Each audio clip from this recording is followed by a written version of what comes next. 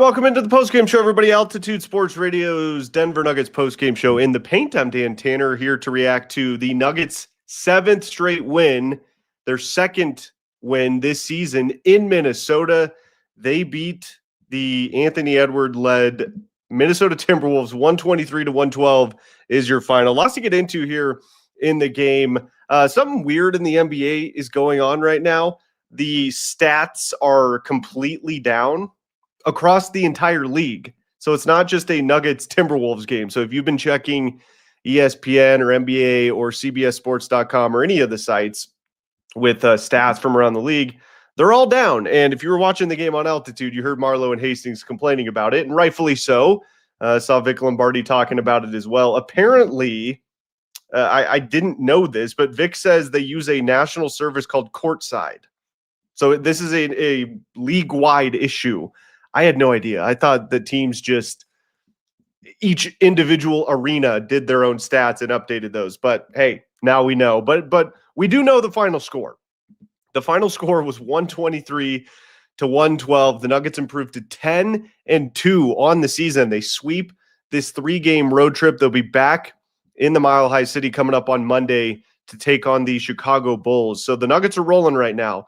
And we found out yesterday some unfortunate news, a couple pieces of unfortunate news for the Nuggets. We learned that Christian Braun is going to be out for at least the next 6 weeks with an ankle sprain, and Cam Johnson hurt his right bicep in their game against the LA Clippers. Don't know the exact timeline with Cam Johnson yet. Hopefully it's not as long as Christian Braun, but that was the unfortunate news we got heading into tonight's game in Minnesota. In fact, Nikola Jokic was on the injury report heading into tonight's game. He was really a game-time decision with a left wrist injury. Over the past couple years, it's been the right wrist that has been bothering Nikola Jokic.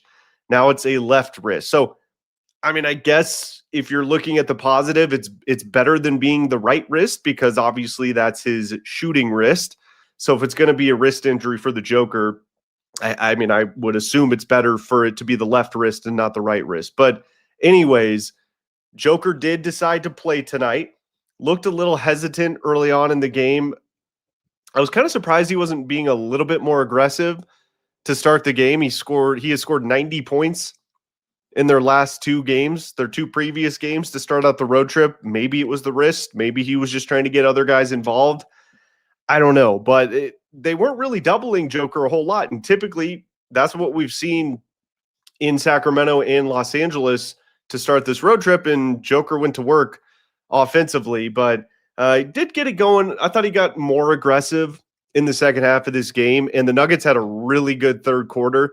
They're the best third quarter team in the NBA. They did win the quarter by 6. They ended up winning the third quarter 32-26, but they were pretty bad at closing quarters tonight, other than the fourth quarter, which was obviously the most important quarter for them to close. But they were bad closing quarters tonight. The Timberwolves went on a 15-1 run to end the second quarter and take a 1-point lead going into the half.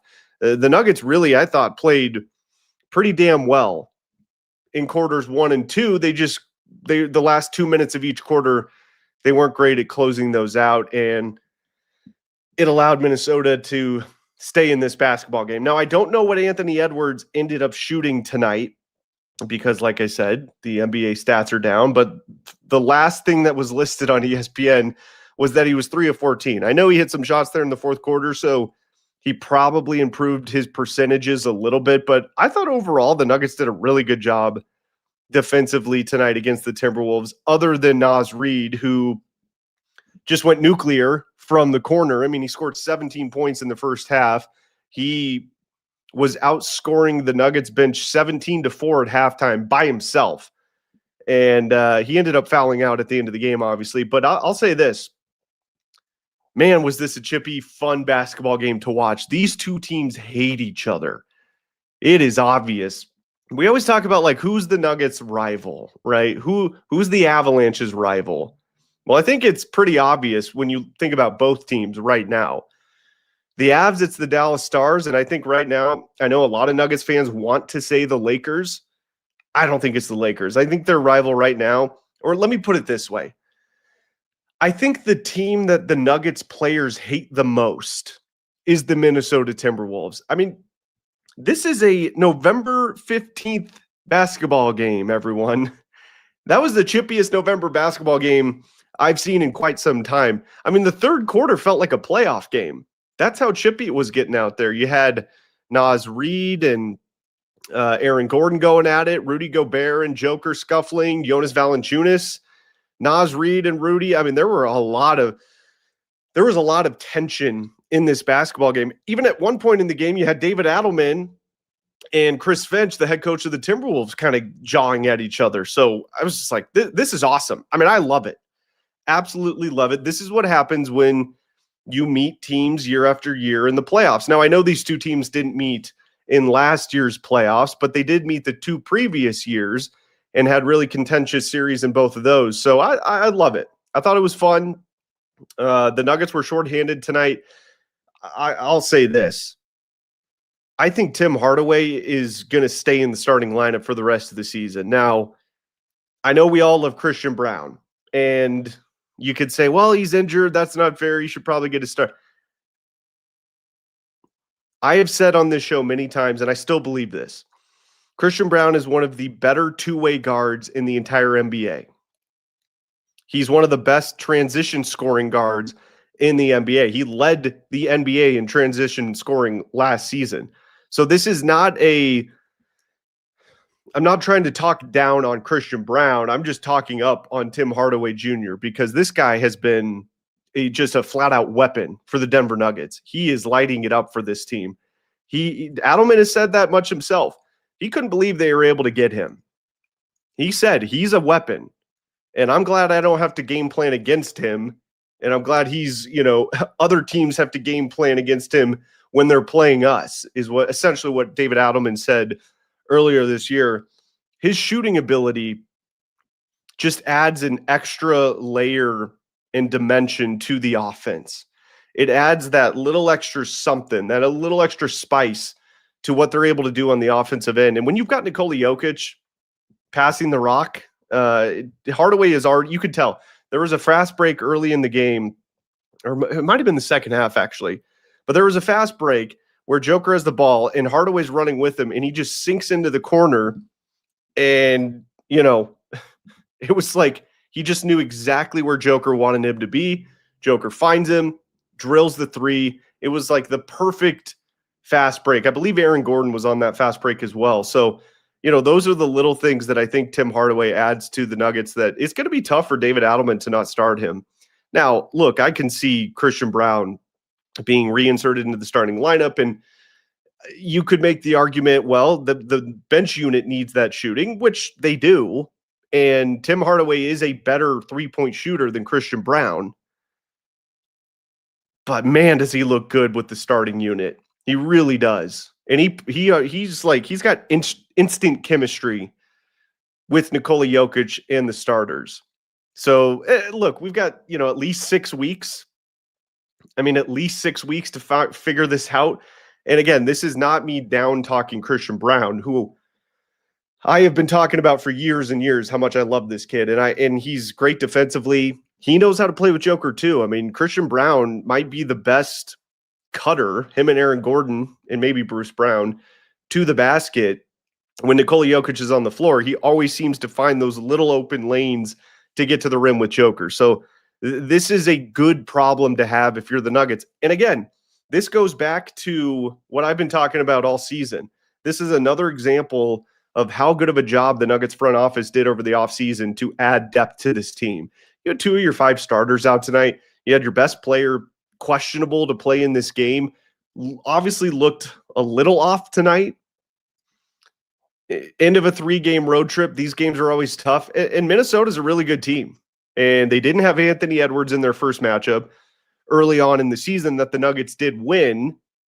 But, man, that's a tough place to go into and play and win. And the Nuggets were able to do that tonight without 2 starters and with Nikola Jokic having a hurting left wrist. So the depth on this team has really shined on this 3-game road trip. This is why you bring in guys like Tim Hardaway and Cam Johnson and Jonas Valanciunas, brought back Bruce Brown for games like this, because there is going to be various points throughout every regular season, and every team's going to go through this, where you're going to have your depth pieces step up and step into starting roles and produce. Not just step into the starting role, but produce in those roles.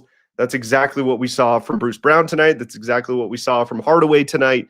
That's exactly what we saw from Jonas Valanciunas tonight. I know Brucey B didn't start, neither did Valanciunas, but they stepped up in a big, big way tonight when Joker didn't have his best stuff tonight. Now, like, I'm not saying Joker was awful or anything like that tonight. He was still very effective out there, but from what we've seen early on this season, and especially these last two games in Sacramento and in Los Angeles against the Clippers, comparatively, this was sort of a B game from Joker, who we've only seen have A+ games so far this year. So that was really good to see. 3-0 on the road trip.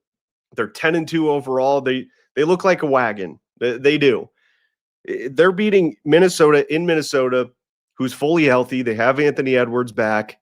You had Naz Reid shooting the lights out of the 3 ball from the corner in the first half, and they still find a way to win. This is what elite teams do in situations exactly like we saw tonight. They find ways to win basketball games. When your best player doesn't have his best stuff, you got 2 of your 5 starters out, boom, these new acquisitions come in and just keep this thing moving. It's great to see. So awesome stuff. It will be interesting to see what Alderman decides to do with Christian Braun when he comes back. And again, I can't emphasize this enough. This is not an indictment on Christian Braun. Tim Hardaway is playing so well for this team to start the year that it would almost be, a disservice to the team if you don't keep him in the starting lineup. And again, I know what the other side of the argument is. Well, they need bench help. I don't know. The Nuggets won a championship with Christian Braun on the bench. Now, I get it. He was a rookie then, so of course he was coming off the bench. But the way he's playing with the starting unit right now, I think it'd be really, really difficult for David Adelman to stop that. But look, I mean, he's going to be in the starting lineup over the next 6 weeks minimum until Christian Braun is ready to come back. It might be the Nuggets said 6 weeks, he'll be reevaluated in 6 weeks. So it could be 6 weeks, it could be 8 weeks, it could be 10 weeks. We just don't know. But the luxury this team has right now is the fact that they are so deep, they don't have to rush Christian Braun back. This is a different Nuggets team, everybody, than what we've had over the last 2 years. I said this in the Clippers game, and I'm going to say it again tonight. The Nuggets don't win these last 2 games in the previous 2 years because the depth had to shine through. Really, I guess I would say the Sacramento game, because the Clippers game, it was essentially Nikola Jokic just dominating a basketball game, the best player in the world at the height of his powers. I mean, that's what really that game came down to. But there's been a couple games this year that I don't think the Nuggets win in the last 2 years because of their lack of depth. Well, that's not an issue now, and it's a luxury to have this. We've seen in the past when the Nuggets have a starter or 2 out. Remember, there were stretches where last year and the year before, there were long stretches where Aaron Gordon had to miss time with the hamstring and a calf injury, and Jamal Murray, same thing, and they just didn't look the same. Well, from what we've seen over the last 3 games, this team is loaded. So it's really, really good to see. But yeah, give me your thoughts on the chat. Love to hear from you. CB, when he comes back, should he just be reinserted into the starting lineup no matter what? Or would you like to see Tim Hardaway get a crack at it? And again, there's going to be a big sample size. So we'll see how it goes. But I'll just say this. If he continues to play the way he's been playing the entire season, man, it's going to be really, really tough to not see him get in there. But what a win for the Nuggets. 10-2. That's a place where the Nuggets have struggled over the last couple of years, and they're 2-0 in Minnesota. And again, I know they didn't have Anthony Edwards in game 1, but they had him tonight. And I thought they did a pretty good job on him. I thought Spencer Jones, again, came in and played really good defense. Didn't have a great offensive night, but man, is he a big athletic defender that is really versatile. And he can guard Ant. He can guard Naz Reid.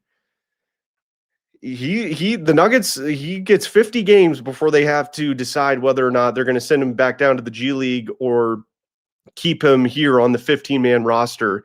If he continues to defend the way he is, man, that's a weapon come playoff time. I'm telling you all that he could be a weapon on the defensive end of the floor for the Nuggets in the playoffs. That's a dude that you can go in there and say, all right, Spencer, you're on Ant tonight. If they match up against the Minnesota Timberwolves, they're going to want Spencer Jones on this basketball team. I'll just say that. Now, how much is he going to play? I don't know. I don't think he's going to get huge minutes if he were to be on the team in the playoffs, but that's a guy that you can throw in there and get some defensive stops against guys like Anthony Edwards, who the Nuggets are at least somewhat likely to face off against in the playoffs, or even an SGA, or, one of these guys on the Oklahoma City Thunder. So great stuff from the Nuggets. I mean, the depth of this team, it really is. It's better than I even was expecting it to be. Tim Hardaway, I mean, I liked the signing over the offseason, but let's be honest, at least for me, he was sort of the afterthought of all the moves they made, because obviously the Cam Johnson trade at the time, it was the big trade because Michael Porter Jr. was involved in that deal. Okay, so that's a 1-for-1 trade. So that's at the forefront. The Jonas Valanciunas signing, or really trade for Dario Saric, was also a steal.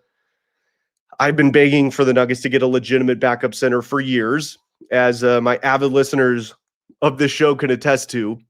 So I was very excited about that because Val is a legit backup center to Nikola Jokic. I think he's been outstanding this year. We even saw Joker and Val play a little bit together tonight. I don't think Adelman's super high on that. We've seen him do that. I think that was the second time this year the Nuggets, he's thrown those two bigs on the floor together, and it's been for like 2 or 3 minute stretches. I think that's Adelman just really more experimenting at this point, and it hasn't looked awesome, but who knows? Especially against a team like Minnesota with all the bigs they have, with Julius Randle and Rudy Gobert. This is the type of matchup, at least where it makes more sense. And I'll be curious to see when the Nuggets play Victor Wembanyama and the San Antonio Spurs, if Adelman is going to experiment with having Jonas Valanciunas and Nikola Jokic on the floor together, just because of the Spurs' size. Now, will that affect Victor Wembanyama? I have no idea, but it would be interesting to see that matchup and just see how Adelman plays that.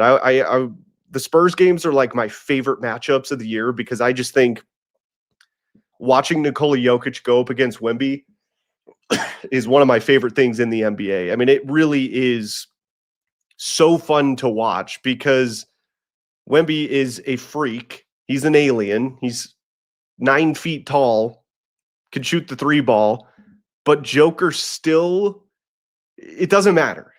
Like, that's what's so insane about Nikola Jokic, is he still finds ways to just be Nikola Jokic and be amazing, even against a great player like Victor Wembanyama. So it'll be interesting to see how Adelman plays that throughout the year. All right, let's get to some of your comments here.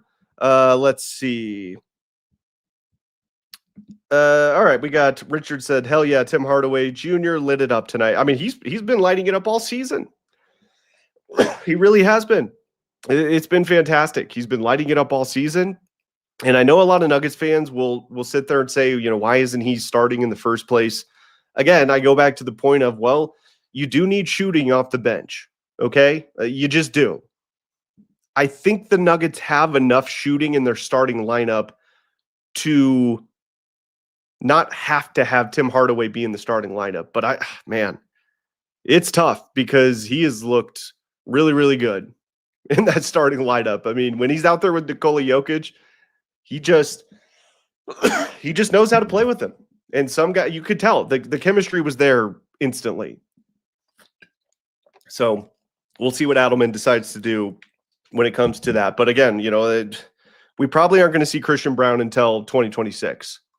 Hopefully it's early 2026. But again, these are good problems to have if you're a Nuggets fan and if you're David Adelman, because he has a litany of options with this team when injuries happen or somebody's production slips in the starting lineup.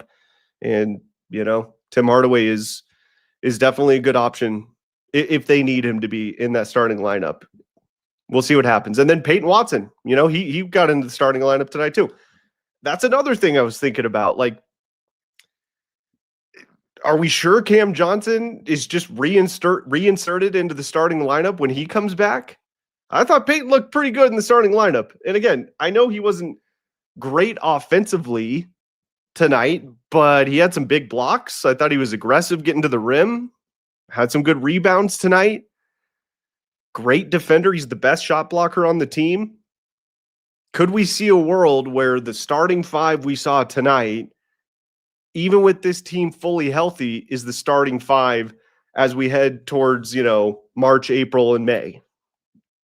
Just something to ponder. It would be interesting to see, because with how bad Cam Johnson has been offensively this year, even if Peyton Watson doesn't light it up on offense, well, you haven't been really getting that from Cam Johnson either. And I would say, even though I like Cam Johnson as a defender, I really do, I think Peyton Watson is a better overall defender and a better overall shot blocker, and he's just more of an athletic wing type for the Nuggets. So could we see a world where Peyton Watson and Tim Hardaway are just in the starting lineup, and we see Christian Braun and Cam Johnson coming off the bench when they're back, whenever that is? It's going to be fascinating to see. Gabriel says, we're just better with THJ starting over CB. Well, right now they are. That's just the facts, okay? They are a better basketball team with Tim Hardaway in there when CB was healthy and playing than Christian Braun. And again, I like Christian Braun. I think he's a great young up-and-coming player. But the shooting is what really, for me, separates Tim Hardaway over Christian Braun, at least right now. The outside shooting, the connectivity with the starting five, specifically with Nikola Jokic, just looks too enticing for Adelman to pass up on that. So we'll see, but let me know your thoughts. All right, a couple more comments here. Craig says, yeah, I don't love Peyton in the starting lineup. That's fine. I would love to hear why, because my point is that, yeah, Peyton's not going to give you a whole lot offensively, but Cam Johnson wasn't giving this team anything offensively. And I would argue that Peyton Watson is a better overall defender. And he's more athletic. He can get to the rim a little bit easier. Now, I still have hope that when Cam Johnson is back and healthy and gets more reps with these guys, that his offensive ability will eventually shine through. Because if you look at what he did in Phoenix and Brooklyn and earlier on in his career, like, the guy's a legit offensive player. He's a legit shooter. He's a high basketball IQ guy. Just looking at his past production would lead me to believe that eventually he's going to get it figured out and start producing more offensively for this team. But as of right now, with what we're seeing, in a world where Cam isn't hurt right now and healthy, I do think what Peyton Watson's giving this team is just as good, if not better, than what Cam Johnson has been giving them so far this season. But again, these are why the NBA head coaches get paid the big bucks to make these decisions. Let's see here. Craig also says, Wolves are hard guards for Jamal and Joke. Yeah, I mean, I thought they did pretty well defensively tonight. Heading into this game, like I've talked about, the Nuggets are the number 2 rated defense in the entire NBA, which honestly is kind of shocking to me. I mean, I definitely thought they were going to be better defensively this year than they were in the last 2 years because of the pieces they added. But how good defensively they have been over the first 12 games of this young NBA season has been pretty surprising. I mean, I would have been surprised if they were top, 7 or 8. I mean, they're number 2 while being the number 1 rated offense in the NBA. I mean, they are just a hair away from being literally the best offensive team and defensive team in the entire NBA. I don't know if that's ever even been done before. Now, and how sustainable is this throughout the course of the year? I don't know. As long as the Nuggets can stay in that top 10 to 12 range defensively, that's enough to win a championship. Because when they won the championship a couple of years ago in 2023, they were like right around middle of the pack as far as defensive rating for the NBA. Now, their defensive rating did go up in the playoffs, so they did They kicked it up a notch in the playoffs, the entire championship run. But if they can hang around that 10 to 12 range throughout the season, they're going to be a 60-plus win team. I have no doubts about that if they're able to continue this defensive play up, because I'm not worried about the offense. I'm never worried about the offense with this team. The offense isn't going anywhere because they've got Nikola Jokic, they've got Aaron Gordon, and they've got Jamal Murray. And you never have to worry about the offense with this team. It is the defense that I think is what will really be the defining factor if this team can win a championship or not this year. And right now, with the way the defense is playing, certainly good enough for this team to win a championship. All right, let's see here. Richard says AG has the most team-friendly contract in the league. He deserves more. I mean, look, you'll get no argument from me, okay? Aaron Gordon, you're right about that. He is outplaying his contract. I don't know exactly what AG's contract is, but I know that, he easily could be making more. But this is why I think Aaron Gordon is so beloved by Nuggets fans, and he's dubbed, Mr. Nugget. Aaron Gordon just wants to win. Like, I really don't even think he really cares about that stuff. I think in his next contract, I'd be willing to bet that he would take a little bit less to stay here than get paid to go somewhere else. That's just the feeling I get. I could be wrong. Maybe the Nuggets win another title while he's here, and he's like, okay, I've got 2 rings. Now it's time for me to get my last big fat payday. I mean, I don't know. But Aaron Gordon just strikes me as the kind of guy that's like, I don't really care about that. I just want to win. And trust me, I mean, he's doing fine. Okay. He's doing just fine. But yeah, that's a luxury for this team. There's no doubt about it. Getting rid of the Michael Porter Jr. contract allowed this team to bring in not only Cam Johnson, but Hardaway and Valanciunas, and bring back, Bruce Brown's I think he's on the league minimum for this season. The Nuggets were very smart with their finances over the summer. Very smart with the way they structured the contracts. Getting rid of the Michael Porter Jr. contract obviously helped this team add depth to this team. Like that's the thing that you've got to remember in the Cam Johnson, Michael Porter Jr. trade. Technically, yes, it was a 1-for-1 trade. I get it. But you shouldn't look at it that way. I look at it as you traded Michael Porter Jr. for Cam Johnson, Tim Hardaway. Put it this way. You traded MPJ and Dario Saric for Cam Johnson, Hardaway, and Jonas Valanciunas, and it lets you bring Bruce Brown back. That's how you should look at that trade, because it opened up the space financially for this team to add depth pieces to this team. So overall, even if Michael Porter Jr. ends up with much better numbers this year in Brooklyn than Cam Johnson has with the Nuggets, which it looks early on like it's trending that way, the overall value in totality that the Nuggets got back was well worth it. So, as much as I hated to see MPJ go, it was obviously the right move. All right, a couple more comments before we get out of here. Let's see. Jokic, 1 assist from triple-double. I don't know, because have they updated their stats yet? I'm trying to look at ESPN. If you missed it earlier, the stats are down league-wide for the NBA. It does not look like they've updated their stats. They're still down, at least on ESPN. Yeah, still down. So I didn't know this. Vic Lombardi tweeted at me and said that, what did Vic say exactly? Vic said the NBA uses a national service called Courtside. Because I tweeted, I was like, I didn't even know that the entire NBA, like the stats could all be down at once. I didn't even know that was possible. I just thought it was each arena, whatever game the arena is, that's where the stats were done for each individual game. I didn't realize it was a league-wide operation for the stats. And like I said earlier, you could hear Marlo and Hastings complaining about that a lot, because you kind of, especially for broadcasting, it's got to be a pain in the ass just because you feel a little naked without the stats in front of you. But The only stat that matters that is updated is the Nuggets won 123-112.